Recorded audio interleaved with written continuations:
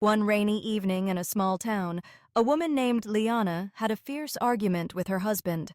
Words were exchanged, tears were held back, and by dinner, silence filled the air like fog. Her husband soon fell asleep beside their daughter, but Liana couldn't. Her chest felt heavy, her thoughts loud. "I can't live like this anymore," she whispered to herself. Grabbing her coat, she stepped outside, hoping the night air would clear the storm within her heart. As she wandered the dim streets, lost in thought, a faint sound caught her attention.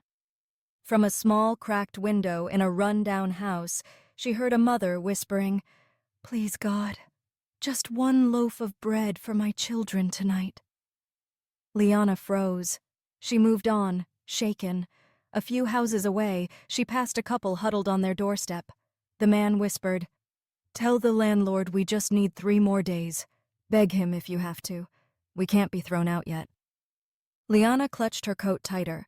Her argument at home suddenly felt small. Further down, she overheard a trembling voice of a teenage boy.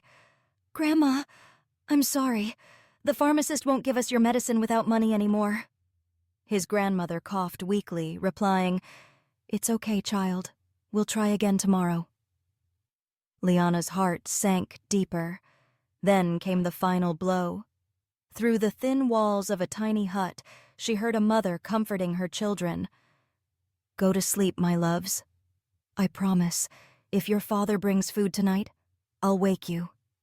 The children didn't respond. They were too weak to argue with hunger. They simply closed their eyes, holding on to hope instead of a meal. Liana stopped walking. She stood in the cold, silent lane, tears slipping down her cheeks, not for her own pain, but for the invisible pain behind every door. She turned around. When she returned home, she saw her daughter peacefully curled up beside her husband. He stirred slightly, reaching for the empty space beside him, her space. Liana knelt down, placed her hand over his, and whispered, "We argue, we stumble, but we are blessed. We have what so many others are praying for tonight."